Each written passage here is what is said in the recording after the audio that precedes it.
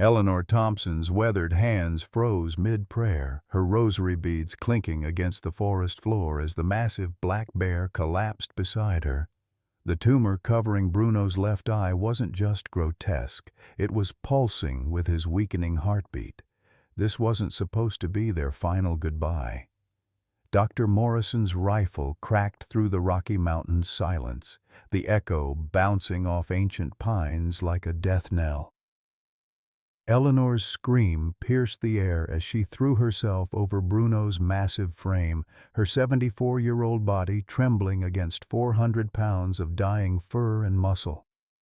The same hands that had held her husband Frank through his cancer fight now pressed against Bruno's heaving chest, feeling each labored breath that might be his last. 3 years of loving this impossible bear, and now she was losing him too. "Not today, you son of a bitch!" Eleanor's voice cracked like thunder. Who saves the savior when the supposed healer becomes the killer? And how much time did they have left before Morrison pulled that trigger again? Leave a like and share your thoughts in the comments along with the city you're watching from now. Let's continue with the story. Eleanor Thompson had buried 3 loves in her 74 years, her husband Frank, her son Tommy, and her faith in God's mercy. But standing in the pre-dawn mist of Rocky Mountain National Park, watching the sunrise paint the peaks gold, she figured maybe the Lord wasn't done testing her stubborn old heart. "Well, I'll be jiggered," she muttered, adjusting her late husband's dog tags around her neck. The metal was warm against her chest, a comfort she'd carried for 3 years since Frank lost his battle with cancer. Their cabin sat nestled against the park's eastern boundary, where she'd spent countless mornings talking to Frank's ghost and wondering why good people suffered while the wicked prospered.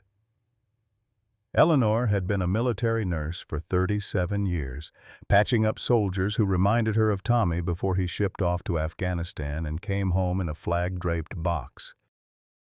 These days she volunteered at Mountain View Wildlife Sanctuary because, as she told anyone who'd listen, animals don't lie like people do. They hurt honest, loved pure, and died without pretense. Jake Mitchell understood that philosophy better than most. At 38, the former Army medic carried invisible wounds that made his hands shake when thunder rolled too close or medical equipment beeped too long.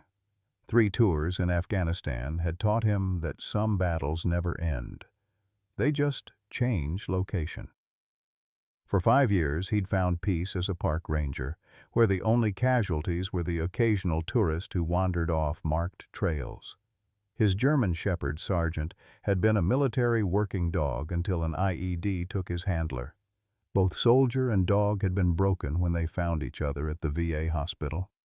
Now they patrolled together, 2 damaged souls finding purpose in protecting what remained wild and free. "No one gets left behind," Jake would tell Sargent during their morning rounds, the same promise he'd made to buddies whose names were carved into black granite in Washington.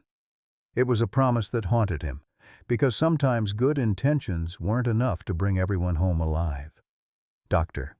Richard Morrison represented everything Jake had learned to distrust about authority figures who made life-and-death decisions from behind desks. The 52-year-old wildlife veterinarian had 20 years of experience and credentials that impressed government officials, but something cold lived behind his eyes. Morrison had lost his 8-year-old son David to a brain tumor 3 years ago, the same week his wife served him divorce papers. "I became a doctor to save lives," Morrison would tell colleagues, his voice steady despite the tremor in his hands when he thought no one was watching. Sometimes sacrifice is necessary for the greater good.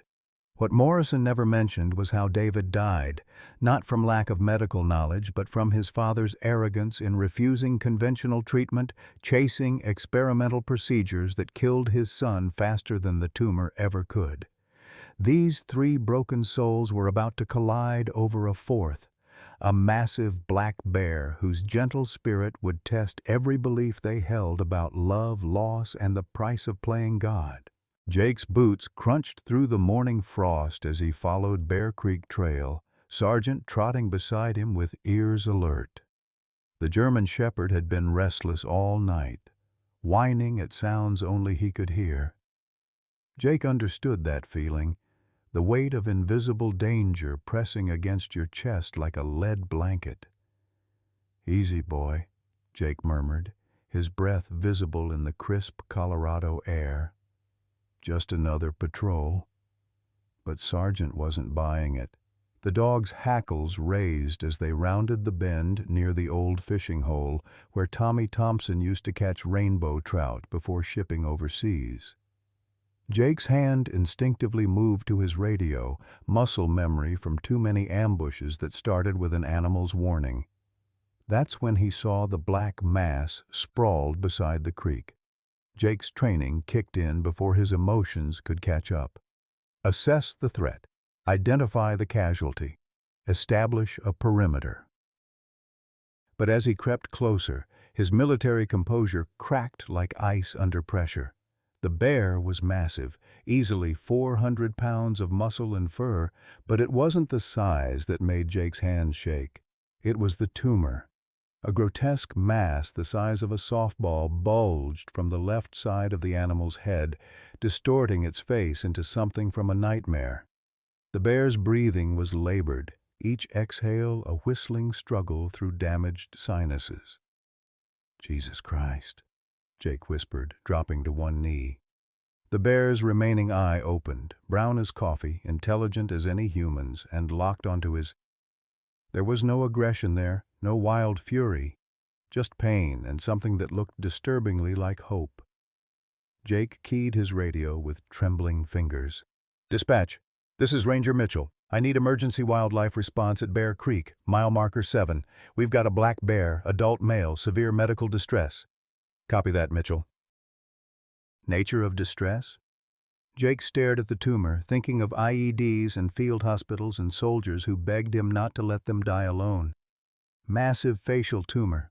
Animals in critical condition. I'm requesting immediate veterinary response." "Roger. Dr. Morrison and Sanctuary team are en route. ETA 20 minutes. 20 minutes.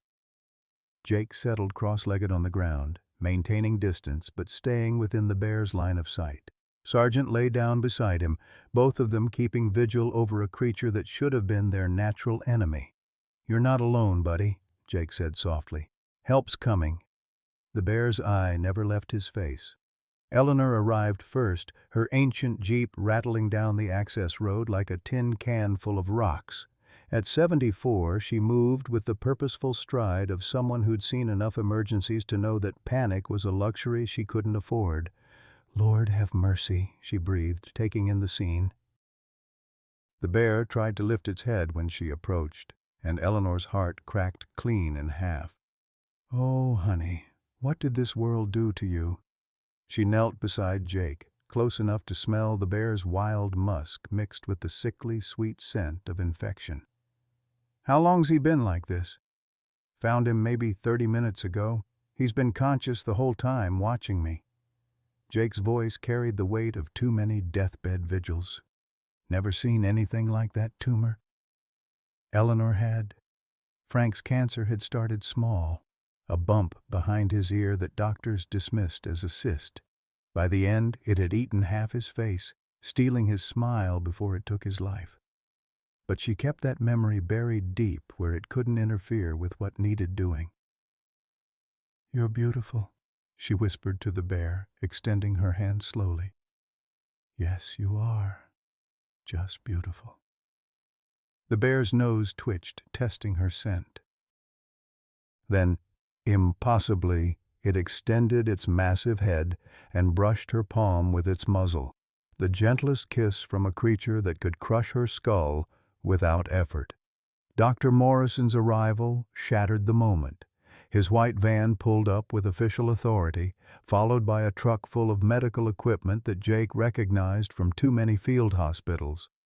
Morrison emerged wearing surgical scrubs and the kind of focused intensity that made Jake's gut clench with unease. "Remarkable," Morrison said, circling the bear like a scientist examining a specimen. The tumor's placement, the size relative to cranial capacity. This is an extraordinary case. Eleanor bristled at his clinical tone. This bear has a soul, doctor. He's not a case study. Morrison barely glanced at her, already unloading cameras and measurement tools. Mrs. Thompson, I understand your emotional attachment, but we need to approach this scientifically. The tumor's growth pattern could provide valuable data for— Data? Jake stood, his ranger authority stepping forward. This animal's suffering. What's the treatment plan?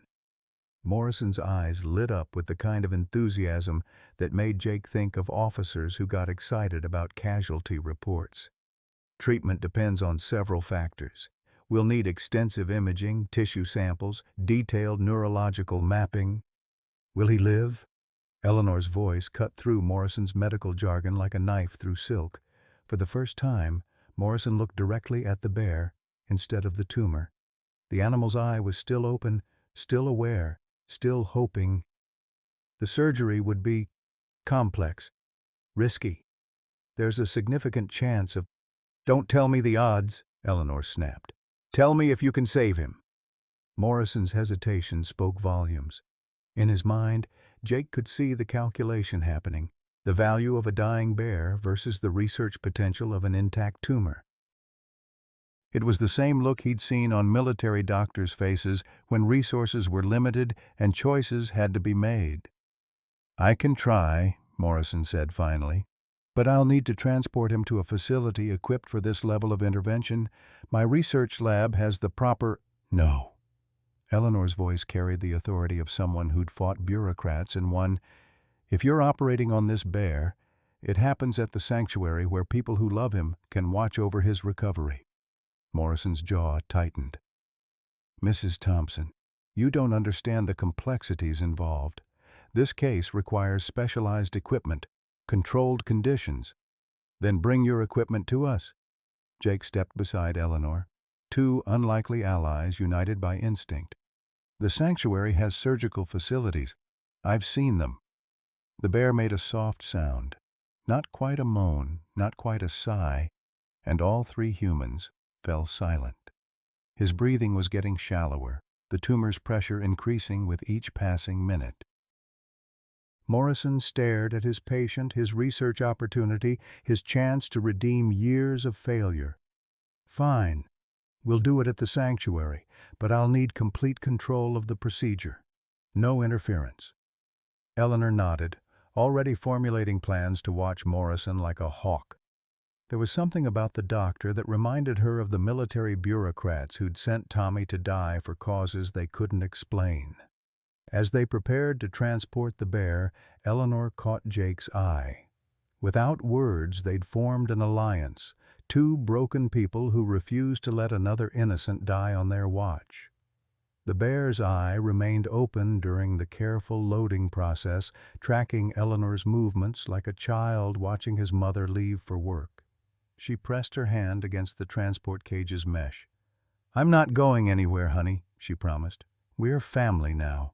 The Mountain View Wildlife Sanctuary sat nestled in a valley where aspen trees whispered secrets to the wind and elk grazed without fear of hunters. Eleanor had spent countless hours here over the past 3 years, finding solace among creatures who understood loss without needing explanations. Today, the sanctuary would either become a place of healing or a tomb for the gentlest soul she'd ever encountered. Jake helped unload the bear from Morrison's transport vehicle, his military training evident in every careful movement. The animal, whom Eleanor had already started calling Bruno in her mind, remained conscious but increasingly weak. Each breath seemed to require tremendous effort, the tumor pressing against vital structures with malevolent persistence. Set him up in the large recovery pen, Morrison instructed, his tone clinical and detached. I'll need complete isolation protocols. No unnecessary human contact during the assessment phase. Eleanor's hackles rose like sergeants when sensing danger. What do you mean, no human contact? That bear needs to know he's not alone. Morrison barely looked up from his equipment cases. Mrs. Thompson, anthropomorphizing wild animals is counterproductive to proper medical care. This bear requires scientific objectivity, not emotional attachment. Jake watched the exchange with growing unease. Something about Morrison's eagerness reminded him of intelligence officers who got excited about interrogation opportunities rather than information gathering. The doctor had brought far more equipment than seemed necessary for a straightforward tumor removal: monitoring devices, recording equipment, and several cases marked with warnings Jake couldn't quite read from this distance. As they settled Bruno into the recovery pen, Eleanor spread a thick blanket on the ground beside the enclosure. "I'm staying the night," she announced, settling her arthritic bones onto the makeshift bed. "This bear's been alone and suffering long enough." Morrison frowned. "That's really not advisable. Wild animals under stress can be unpredictable." "This bear's not wild anymore," Eleanor interrupted, extending her hand through the chain-link fence. Bruno, despite his pain, managed to lift his massive head and press his nose against her palm. "He's family." Jake felt something shift in his chest, watching the interaction. The same feeling he'd experienced when Sargent first trusted him enough to sleep within arm's reach. Some bonds transcended species, forged in shared vulnerability rather than dominance. "I'll take first watch," Jake offered, pulling up a folding chair.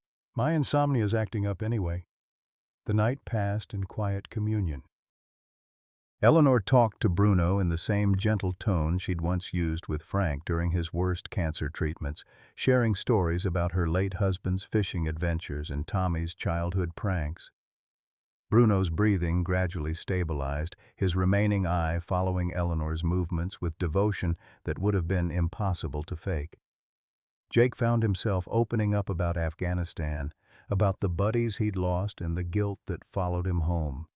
Sargent curled up between his owner and the fence, somehow understanding that healing was happening on both sides of the mesh.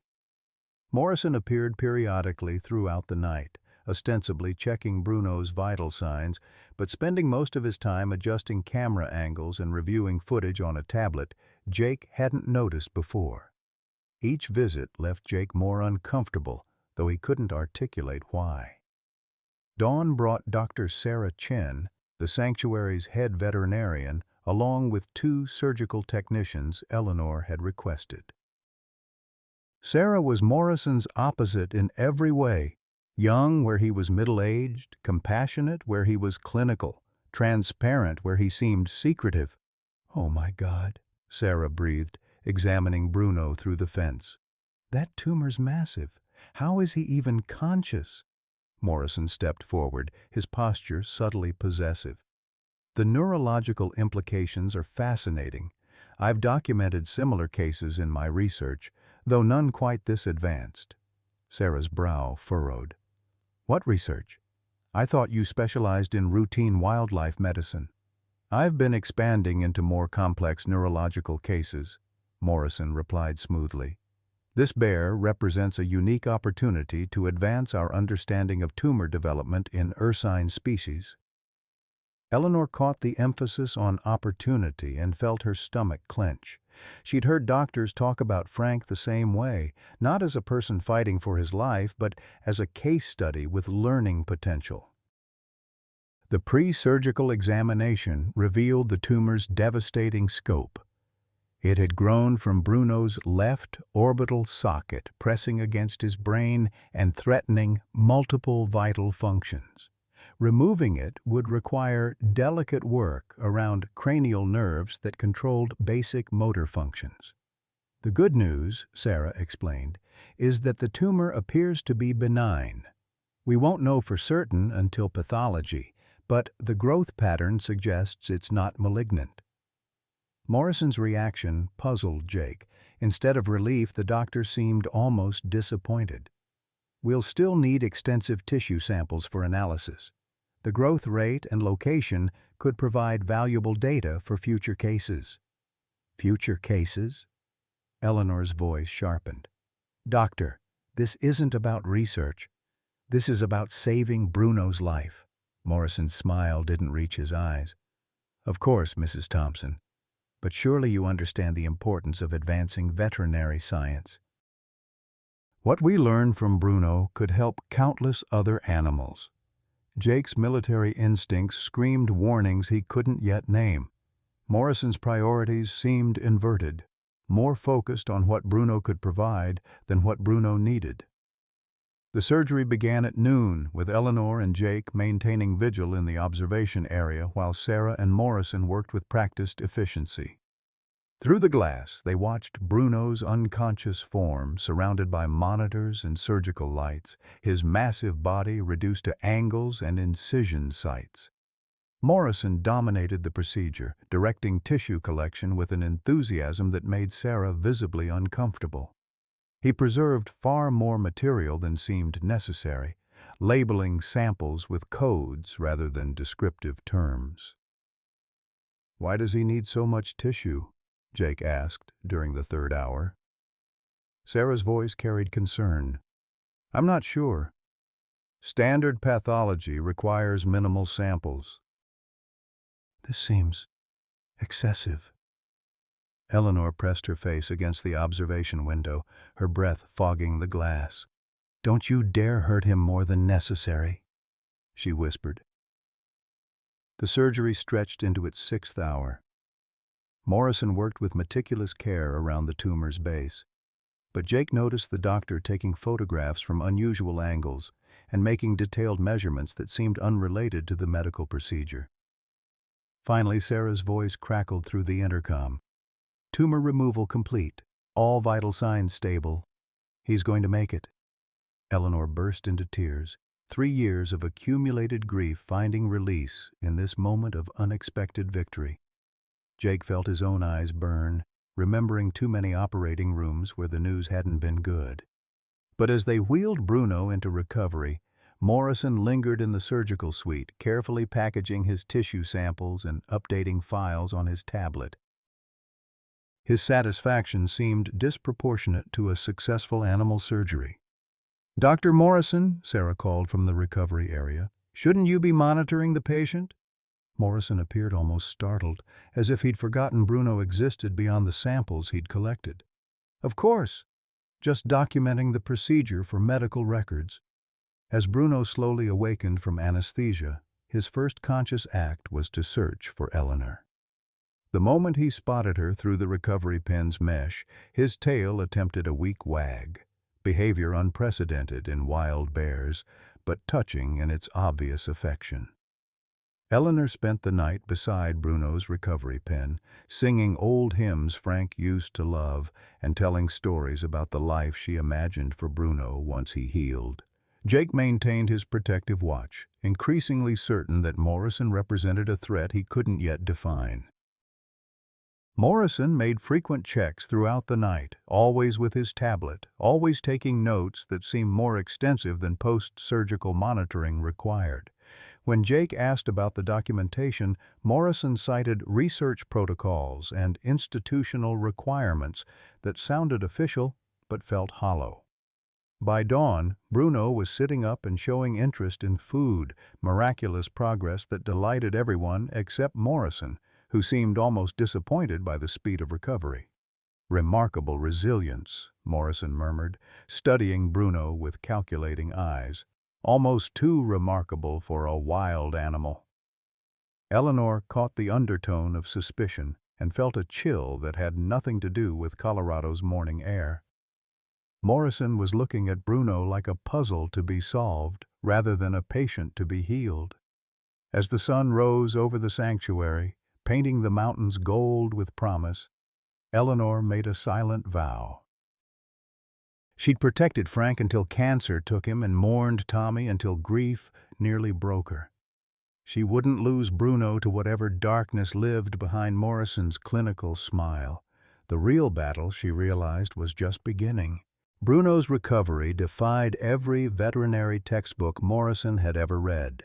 By the 3rd day post-surgery, the bear was standing and walking short distances around his enclosure. By the 5th day, he was playing with a rubber ball Eleanor had brought from home, the same toy that had comforted Frank during his chemotherapy treatments. "This is unprecedented," Sarah marveled, watching Bruno gently bat the ball back toward Eleanor through the fence. "I've never seen a wild animal adapt to human interaction this quickly, especially after major surgery." Eleanor smiled, scratching behind Bruno's ears through the mesh. The bear leaned into her touch like an oversized dog, making soft, chuffing sounds of contentment. "He's not adapting, honey. He's choosing. There's a difference." Jake observed the interaction from his usual chair, Sergeant sprawled at his feet. Something profound was happening between the elderly woman and the massive bear, a connection that transcended species barriers and spoke to deeper truths about love, loss, and second chances. Morrison, however, grew increasingly agitated with each day of Bruno's progress. He'd installed additional cameras around the enclosure, claiming they were for monitoring recovery patterns. But Jake noticed the doctor spent more time reviewing footage than examining his patient. "Dr. Morrison," Eleanor said during one of his visits, "when do you think Bruno will be ready for release?" Morrison's pen clicked nervously. 3 clicks, pause, 3 clicks. "Release is premature to discuss. This case presents unique research opportunities that could benefit wildlife medicine for decades." "Research opportunities?" Jake's voice carried the edge of authority he'd once used with subordinates who'd forgotten their mission. "This bear's not a laboratory rat, Doc." Morrison's smile was practiced and empty. "Mr. Mitchell, surely you understand the importance of advancing scientific knowledge.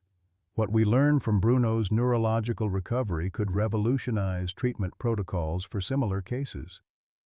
Eleanor felt ice settle in her stomach. Morrison was talking about Bruno the same way oncologists had discussed Frank, as if his value lay in what could be learned from his suffering rather than in the joy of his healing. That evening, after Morrison left for the day, Eleanor made a decision that would have seemed impossible 3 months ago.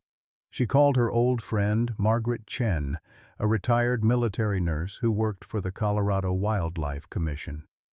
"Maggie, I need information about a Dr. Richard Morrison. Something's not right about this man." Margaret's investigation took 2 days and revealed disturbing patterns. Morrison had been quietly dismissed from 2 previous positions for ethical concerns regarding research protocols. His medical license carried a formal reprimand for conducting unauthorized experiments on animals under his care. Most damning was a sealed report from the University of Colorado, where Morrison had been terminated for falsifying research data related to neurological studies. The university's legal department had paid substantial settlements to prevent public disclosure of Morrison's activities. "Eleanor," Margaret's voice was grim over the phone, "this man has a history of prioritizing research over animal welfare. Be very careful." Armed with this knowledge, Eleanor confronted Morrison the next morning while Jake was present as a witness. "Doctor, I've learned some interesting things about your background," Eleanor began, her nursing authority asserting itself. "Things that make me question your motives regarding Bruno." Morrison's facade slipped momentarily, revealing something cold and calculating beneath. "Mrs. Thompson, I'm not sure what rumors you've heard, but—" "Not rumors, facts."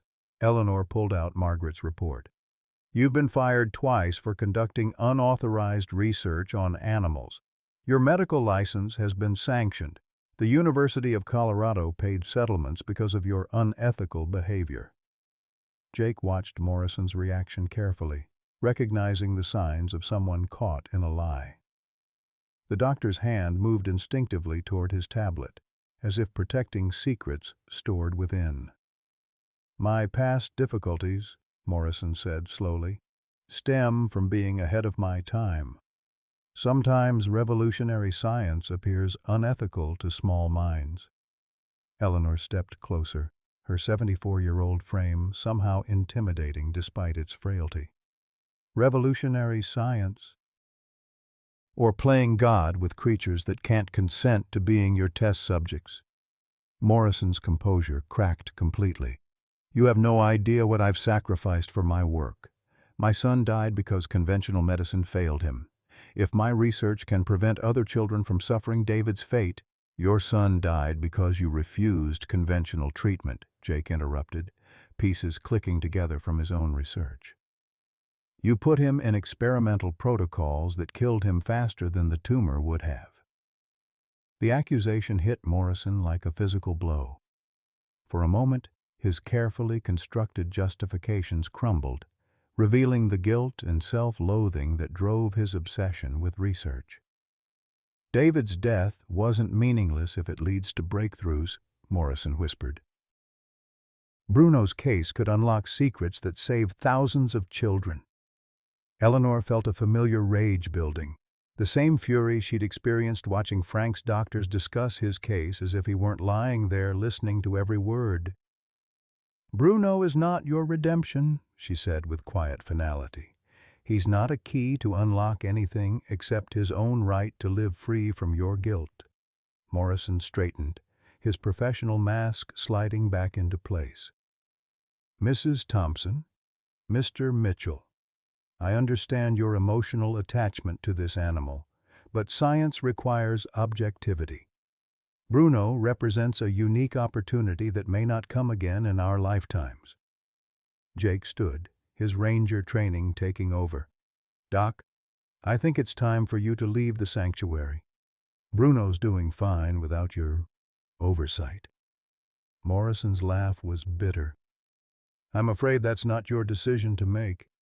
I have legal custody of this bear under federal research provisions. Bruno is property of the scientific community now." Eleanor felt the ground shift beneath her feet.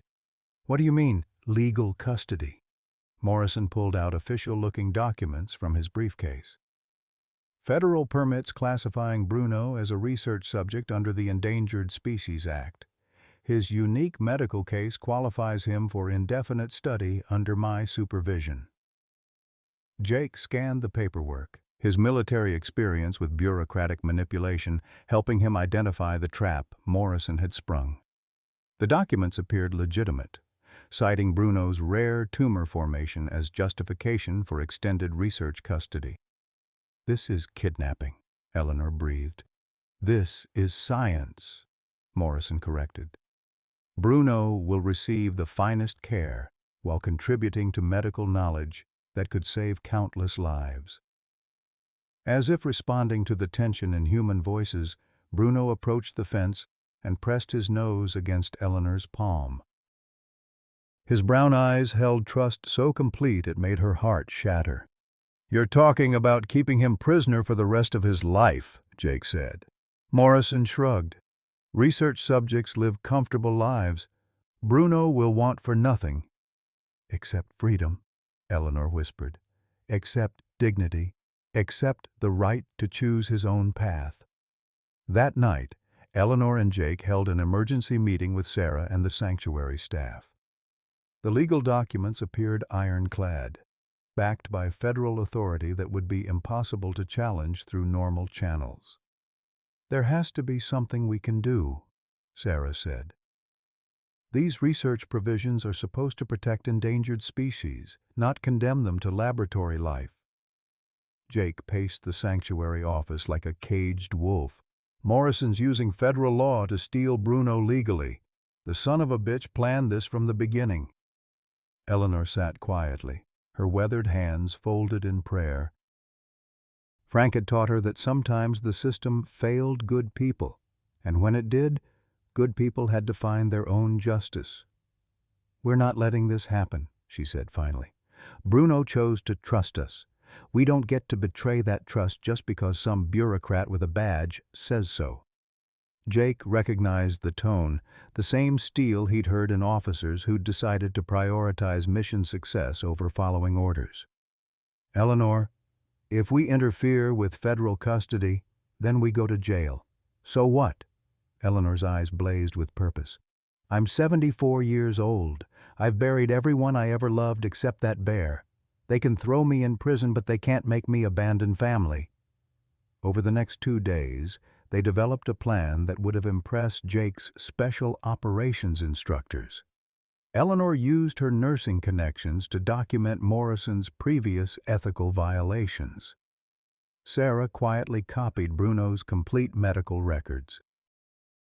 Jake mapped escape routes through the Rocky Mountain backcountry that would be impossible to follow with heavy vehicles.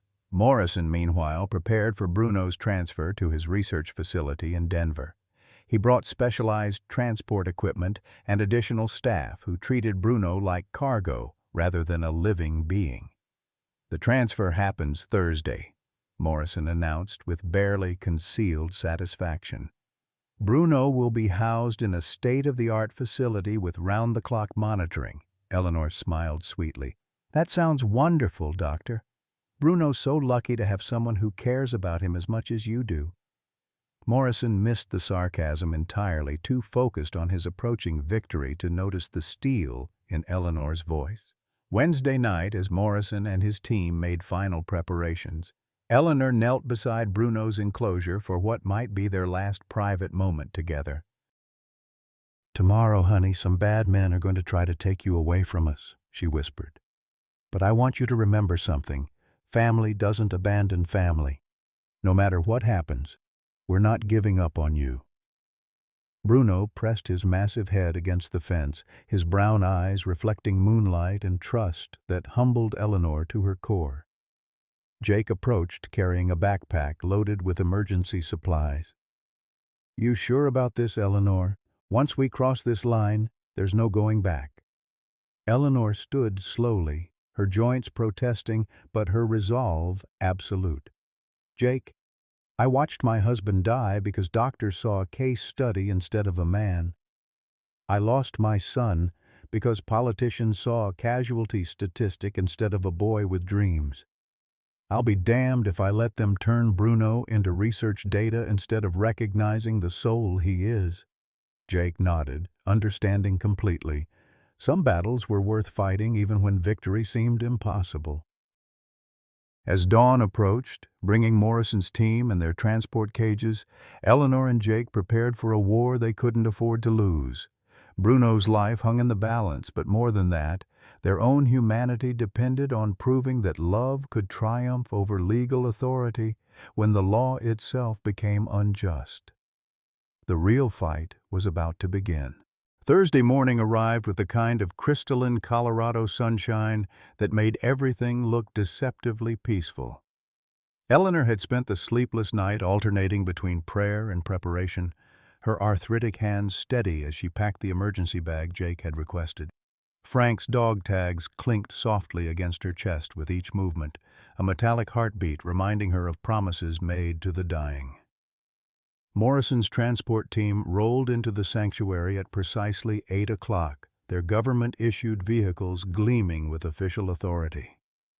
The lead transport was a specialized trailer equipped with reinforced caging that made Eleanor's stomach turn. They'd brought equipment designed for dangerous predators, not for a gentle soul like Bruno.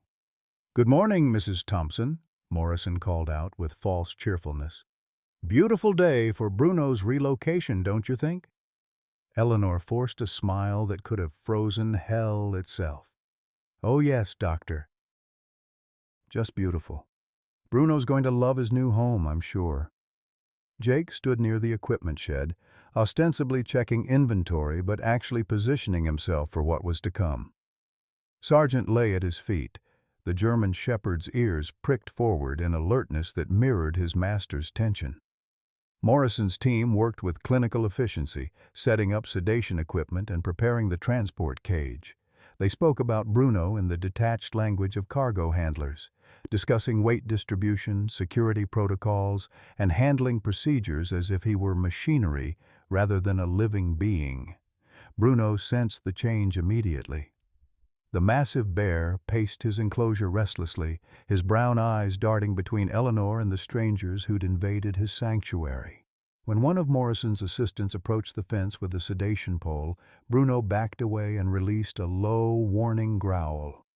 "He's agitated," Sarah observed, her veterinary training evident in her assessment. And this level of stress could compromise his surgical recovery. Morrison waved dismissively. "Minor behavioral responses. Once he's properly sedated, transport will proceed smoothly." Eleanor watched the proceedings with growing horror.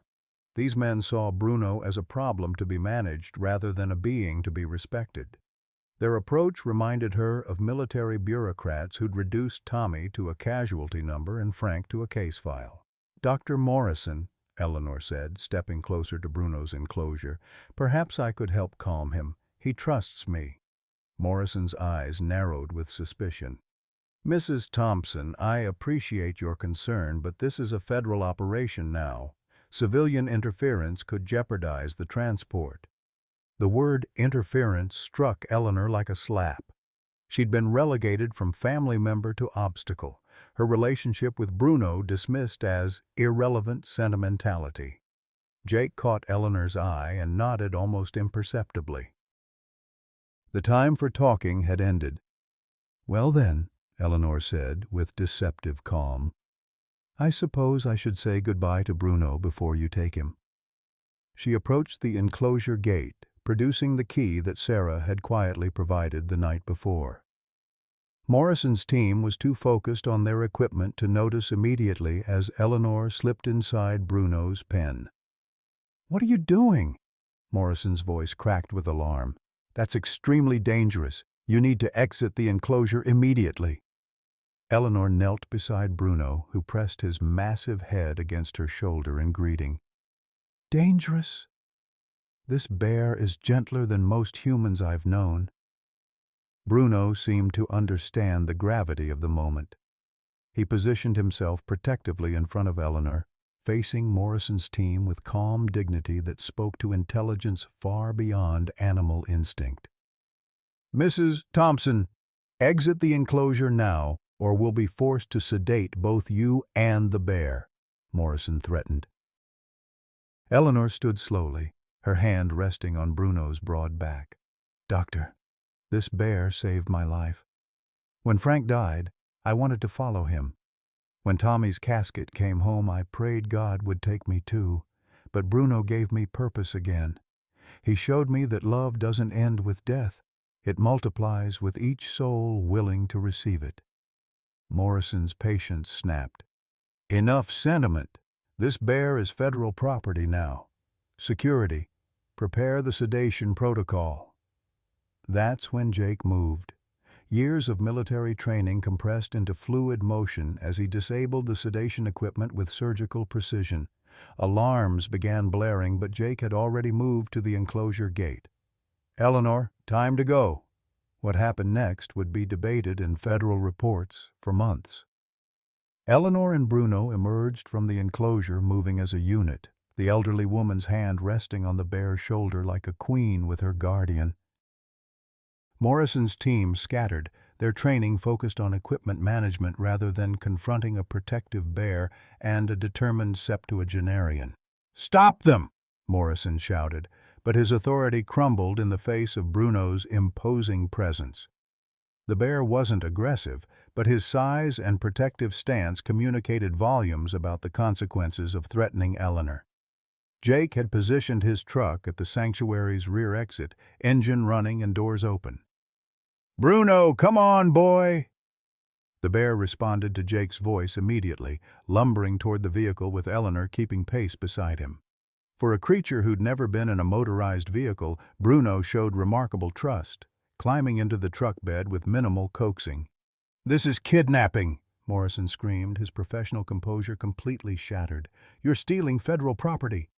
Eleanor turned back as Jake started the engine. "Doctor, you can steal land, you can steal money, you can even steal dignity, but you can't steal love. Bruno chose us just like we chose him. That's not property, that's family." Morrison's team scrambled for their vehicles, but Jake had anticipated pursuit. His route led through Rocky Mountain backcountry where government sedans couldn't follow, along fire roads that existed more in memory than on any map. The chase lasted 3 hours through terrain that tested every driving skill Jake had learned in military service. Morrison's convoy fell behind on the first steep climb, their vehicles designed for highways rather than wilderness pursuit.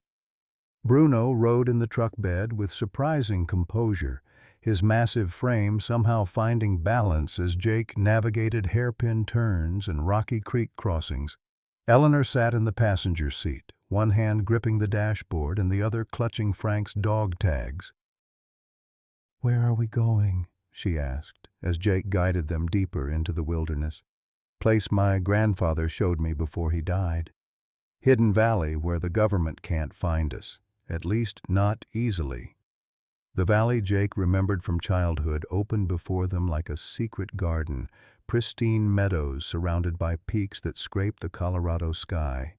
A crystal stream meandered through aspen groves that whispered promises of shelter and peace. Jake parked near a natural clearing where Bruno could roam freely while remaining hidden from aerial surveillance. The bear emerged from the truck and immediately began exploring, his nose testing scents that spoke of home in ways the sanctuary never could. "He's happy here," Eleanor observed, watching Bruno investigate a fallen log with the curiosity of a cub. "Look how his whole body's changed." Jake nodded, recognizing the transformation. In captivity, even loving captivity, Bruno had carried tension in his shoulders and wariness in his movements. Here, surrounded by wilderness that called to genetic memory, he moved with the confidence of a creature in his proper place. But their moment of victory was tempered by harsh reality. Morrison would mobilize federal resources to find them. They were fugitives now, hunted by the same government Jake had once served with distinction. "How long do we have?" Eleanor asked. Jake studied the approaching afternoon clouds, reading weather patterns that might provide cover. "Morrison will need time to organize a proper search. Mountain weather's turning. Should buy us at least tonight, maybe longer if we get lucky." As if summoned by their conversation, the distant sound of helicopters echoed through the valley. Morrison had called in federal backup faster than Jake had anticipated. "Down there!" Eleanor pointed to a cluster of boulders that formed a natural cave. "Bruno, come!" The bear responded immediately, following Eleanor toward shelter with the trust that had defined their relationship from the beginning. The three fugitives huddled in the cave as helicopter rotors thundered overhead, their mechanical noise violating the valley's ancient peace. Bruno pressed against Eleanor's side, offering comfort to the woman who'd risked everything for his freedom. Jake maintained watch at the cave entrance, his soldiers' instincts calculating escape routes and defensive positions. "What have we done?" Eleanor whispered as the helicopter sounds faded toward the eastern peaks. Jake turned from his lookout position, his face grim with understanding. "We've chosen love over law. Sometimes that's the only choice worth making." Eleanor nodded, remembering Frank's final words about choosing compassion over convenience. Bruno's warm presence against her side confirmed that some decisions transcended legal consequences. As darkness fell over their hidden valley, three unlikely family members prepared for a siege that would test every bond they'd forged in hope and hardship. The federal manhunt began at dawn with the methodical precision of a military operation. Morrison had convinced his superiors that Eleanor and Jake represented a dangerous extremist cell, armed and unpredictable, holding a valuable research asset hostage in remote wilderness. The narrative painted them as eco-terrorists rather than a grieving widow and traumatized veteran protecting a gentle soul. Helicopters swept the Rocky Mountain valleys in grid patterns while ground teams established checkpoints on every access road within 50 miles. The media picked up the story with sensational headlines. "Armed fugitives steal research bear." "Domestic terrorists threaten wildlife science." "Elderly woman's dangerous obsession with wild animal." Eleanor watched the helicopters from their cave hideout, her heart breaking as she listened to radio reports that transformed their act of love into criminal conspiracy. "They're making us sound like monsters, Jake." Jake monitored frequencies on his emergency radio, his military training helping him track the search patterns. Morrison's controlling the narrative. He's got them believing we're armed and dangerous." Bruno seemed to understand the gravity of their situation. The massive bear stayed close to Eleanor, his protective instincts overriding his natural inclination to explore the valley. When helicopters passed directly overhead, he positioned himself between Eleanor and the sky, as if his bulk could shield her from mechanical predators.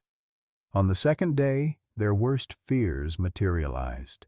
A search team discovered Jake's truck hidden beneath pine boughs, and federal agents swarmed the valley like antibodies attacking an infection. Morrison arrived with the tactical team, his satisfaction evident as he directed the search operation. "They're somewhere in this valley," Morrison announced over radio communications Eleanor and Jake intercepted. "The bear's medical condition requires daily monitoring. They can't survive indefinitely without proper support." Eleanor felt the crushing weight of Morrison's logic. Bruno's surgical site still required cleaning and bandage changes. In their flight, they'd brought basic first aid supplies, but nothing approaching the medical care Morrison claimed Bruno needed. "Maybe we should surrender," Eleanor whispered during their third night in the cave. "I won't let Bruno suffer because of my stubbornness." Jake studied their dwindling supplies, calculating odds with the same clinical detachment he'd once applied to battlefield triage. "Eleanor, Bruno's healing fine. Morrison's using medical necessity as psychological warfare. He knows you'll sacrifice yourself for Bruno's welfare." But doubt gnawed at Eleanor's resolve. Was she protecting Bruno or condemning him? Had her hatred of Morrison blinded her to Bruno's actual needs? The questions multiplied in the darkness, fed by exhaustion and fear. On the fourth morning, Morrison's voice boomed through electronic speakers mounted on search vehicles. "Mrs. Thompson, Mr. Mitchell, you're endangering the very animal you claim to protect. Bruno requires immediate medical attention that only proper facilities can provide." Eleanor's nursing training warred with her protective instincts. Bruno seemed healthy, his surgical site healing normally. But what if Morrison was right? What if her amateur care was inadequate? The psychological pressure intensified when Morrison broadcast fabricated medical reports. "Bruno's temperature is elevated. His surgical wound shows signs of infection. Every hour of delay increases the risk of permanent damage."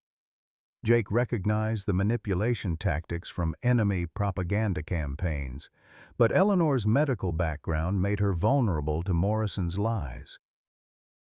She began obsessively checking Bruno's temperature and examining his healing incision for problems that existed only in Morrison's imagination.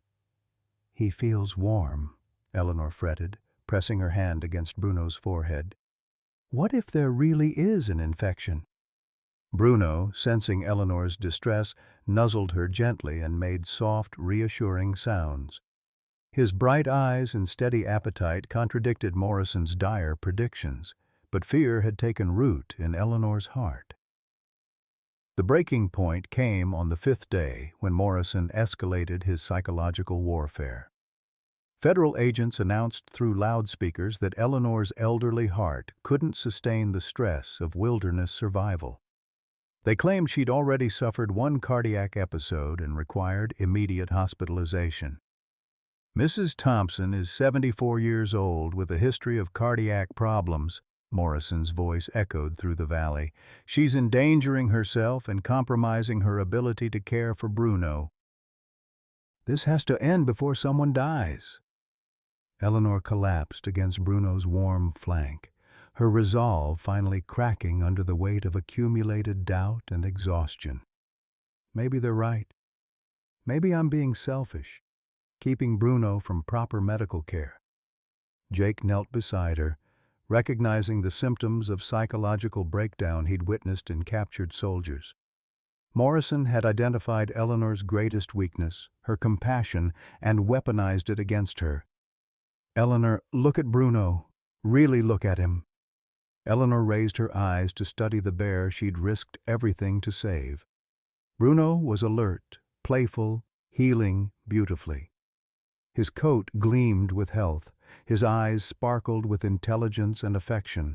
Morrison's medical concerns were fabrications designed to exploit her caregiving instincts, but the damage was done. Eleanor's faith in her own judgment had been shattered by days of relentless psychological pressure.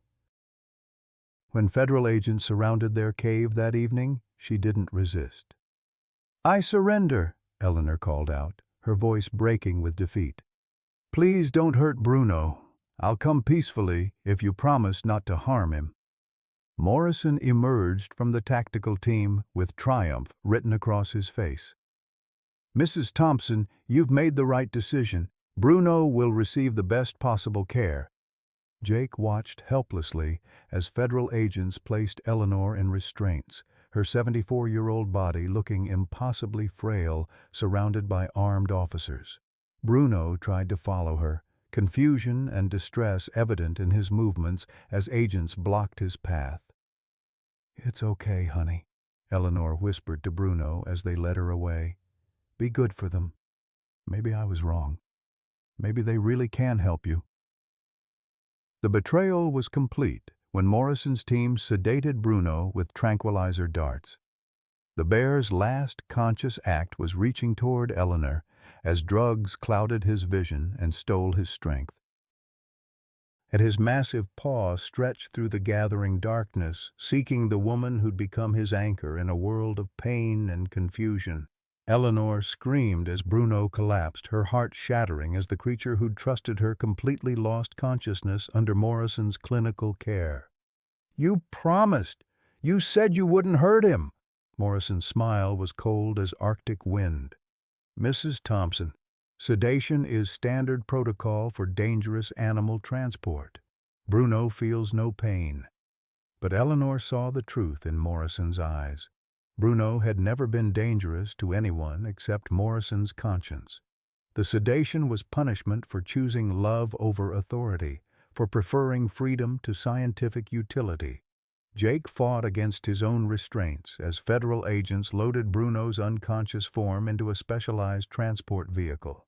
The bear who'd learned to play fetch and trust human kindness was reduced once again to cargo, his dignity stripped away by institutional indifference. "This isn't over," Jake shouted as agents forced him toward a waiting van. "People will know what you've done." Morrison's laugh echoed through the valley that had briefly sheltered 3 souls seeking refuge from a world that measured worth in utility rather than love. "Mr. Mitchell, who's going to believe the word of a PTSD-addled veteran and a senile old woman over federal authority?" As their convoy descended from the mountains toward civilization, Eleanor pressed her face against the transport window for one last glimpse of the valley where she'd experienced the purest love of her life. Bruno was unconscious, dreaming perhaps of meadows and gentle voices, unaware that his freedom had been sacrificed on the altar of scientific progress. The helicopters followed overhead like mechanical vultures, their rotors beating a funeral rhythm for hope that had briefly flourished in hidden wilderness. Morrison had won through patience and psychological manipulation, proving that institutional power could crush individual conscience given sufficient time and pressure. Eleanor closed her eyes and clutched Frank's dog tags, wondering if love was enough when faced with the infinite machinery of bureaucratic cruelty. Behind them, the valley stood empty except for wind and memory, bearing witness to the price of choosing compassion in a world that worshipped efficiency above all else. The real tragedy wasn't capture. It was Eleanor's shattered faith in her own moral judgment, carefully destroyed by a man who understood that the cruelest weapon against a loving heart was doubt itself. Eleanor's arrest made national headlines, but not the kind she'd hoped for. Federal prosecutors painted her as a delusional widow whose grief had twisted into dangerous obsession. Jake was characterized as an unstable veteran whose PTSD had manifested in violent anti-government extremism. The media ate up Morrison's narrative like starving wolves, transforming their love story into a cautionary tale about mental illness and domestic terrorism. From her cell in the Denver Federal Detention Center, Eleanor watched news reports that bore no resemblance to reality. Armed fugitives threaten wildlife research, the anchor reported over footage of Bruno being loaded into Morrison's transport vehicle. Elderly woman's dangerous fixation with wild bear ends in federal manhunt. Jake occupied a cell 3 floors above, cut off from Eleanor but sharing her anguish through steel and concrete barriers. Neither had been allowed contact with Bruno since their arrest, despite Eleanor's repeated requests for medical updates on his condition. Morrison appeared on every major news network, his performance polished and convincing. These individuals, however well-intentioned, endangered a valuable research subject and compromised years of scientific progress. Bruno requires specialized care that only properly equipped facilities can provide. When asked about Eleanor's claims regarding his unethical research history, Morrison's response was masterful deflection. Mrs. Thompson is grieving the loss of her family and has unfortunately transferred those emotions onto a wild animal. Her delusions, while understandable from a psychological perspective, cannot be allowed to interfere with legitimate scientific research. The carefully crafted lie poisoned public opinion against Eleanor and Jake.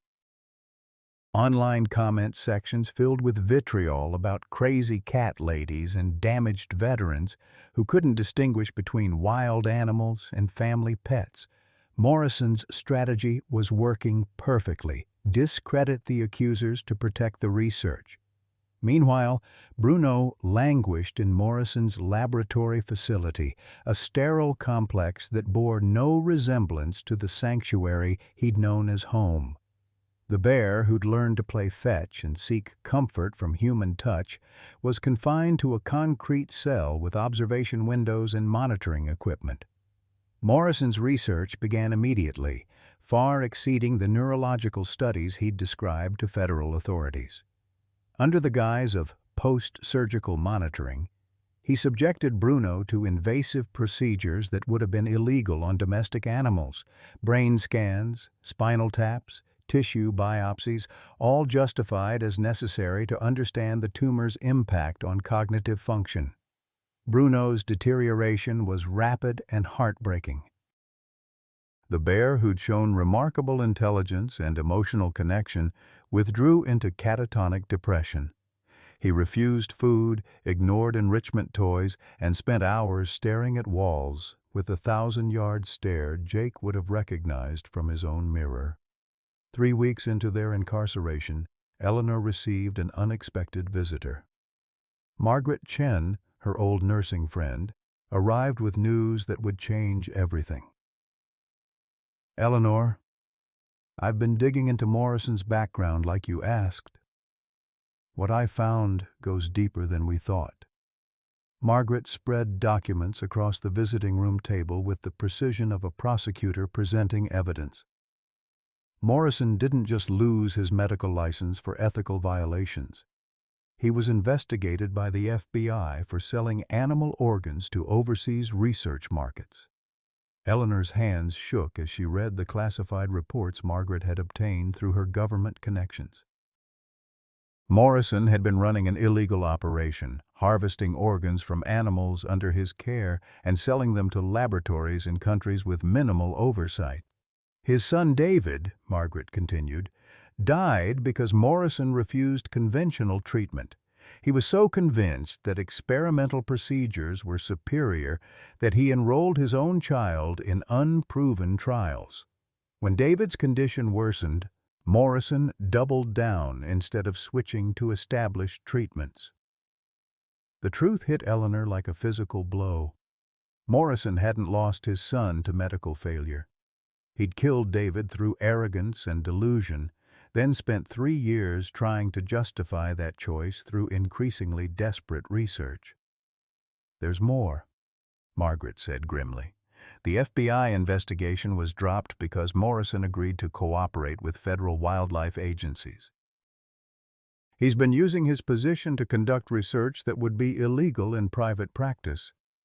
Eleanor felt rage building in her chest, a white-hot fury that hadn't burned this bright since Tommy's funeral.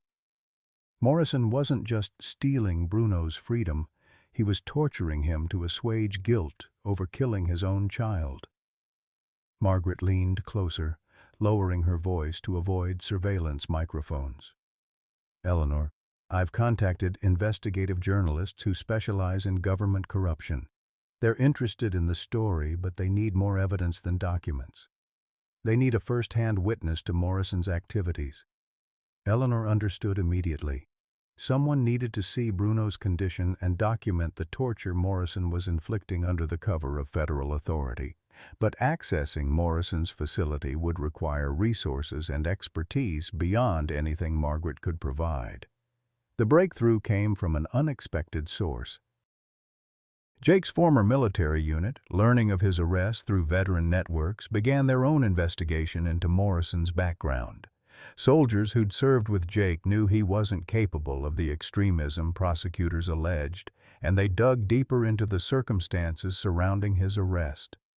Staff Sergeant Maria Rodriguez, Jake's former medic, discovered that Morrison's research facility had been cited repeatedly for safety violations by OSHA inspectors. More damaging was evidence that Morrison had been falsifying federal reports about animal welfare conditions in his laboratory. Jake's not a terrorist, Rodriguez told reporters during an impromptu press conference outside the detention center. He's a decorated veteran who spent 3 tours saving lives in Afghanistan. If Jake Mitchell says something's wrong, we believe him. The veteran community's support began shifting public opinion, but it was Margaret's next revelation that shattered Morrison's carefully constructed facade completely. I found the smoking gun, Margaret told Eleanor during their next visit.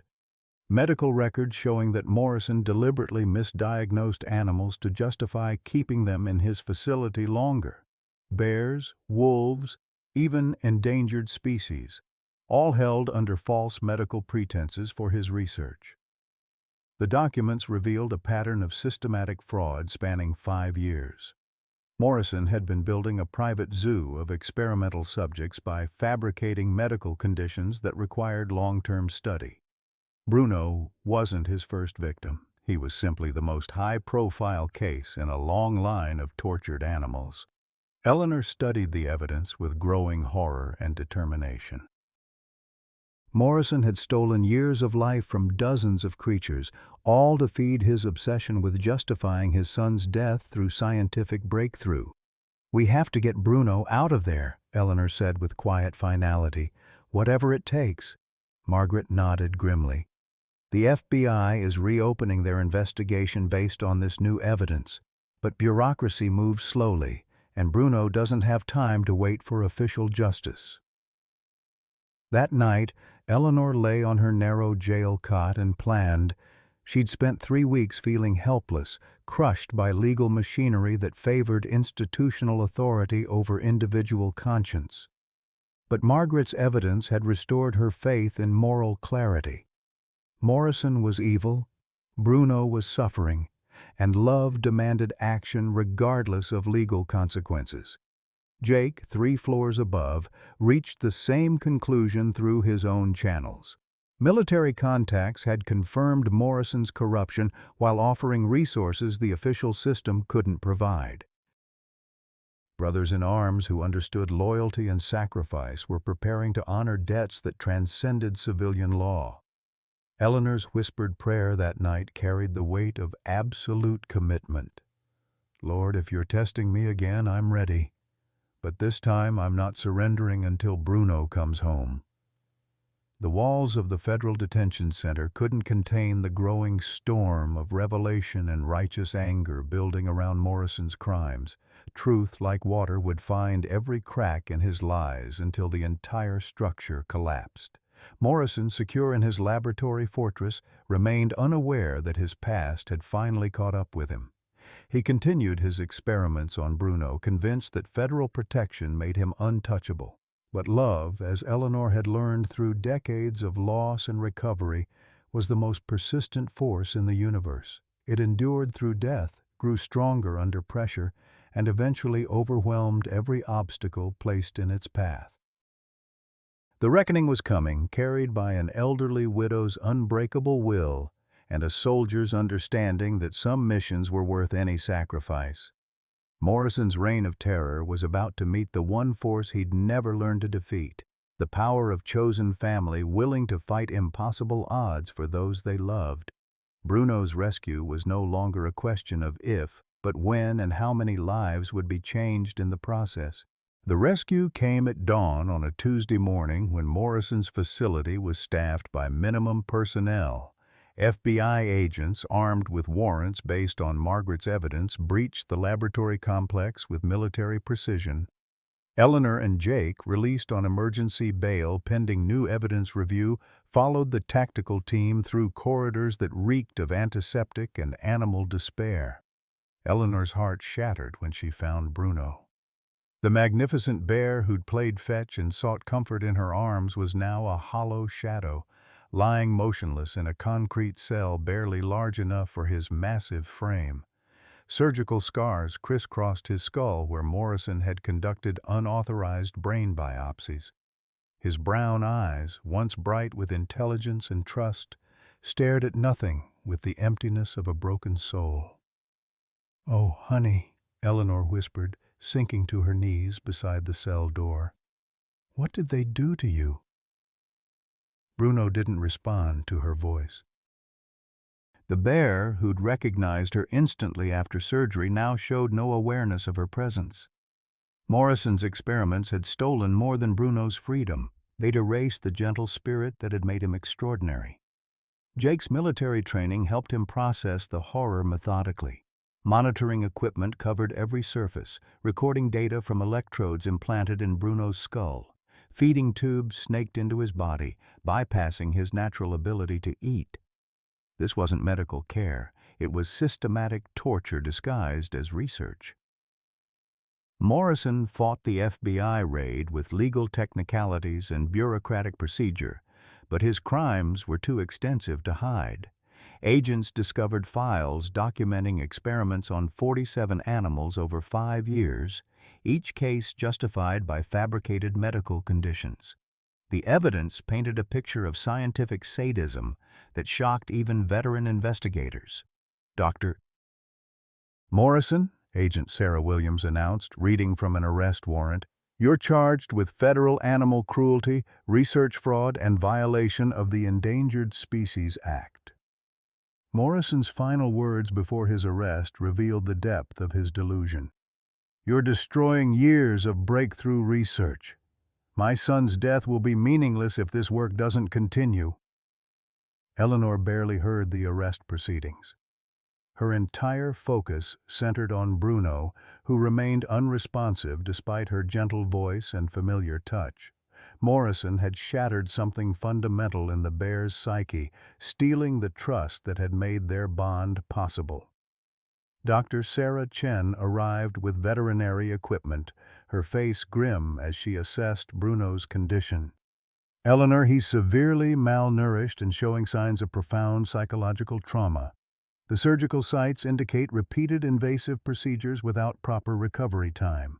Jake studied the monitoring equipment with growing rage. "How long has he been like this?" Sarah's voice cracked with professional restraint. "Based on the surgical evidence, Morrison's been conducting brain biopsies weekly since Bruno arrived. The psychological damage may be irreversible." Eleanor felt her world crumbling again. She'd fought so hard to save Bruno, only to lose him to Morrison's cruelty. The bear she'd loved was gone, replaced by a broken creature who might never recover the spark that had made him special. But as Eleanor wept beside Bruno's cell, something miraculous happened. Deep in his trauma-induced catatonia, Bruno heard a sound that penetrated the darkness Morrison had created. Eleanor's tears fell onto the concrete floor with tiny splashes that somehow reached through layers of pain and confusion.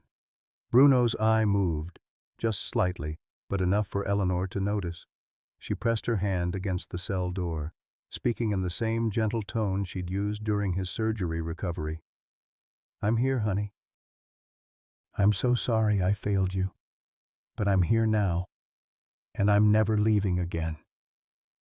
Bruno's massive head turned toward her voice with agonizing slowness. Recognition flickered in his brown eyes, dim and fragile but unmistakably real. The bear who'd once trusted completely was fighting his way back from the darkness Morrison had imposed.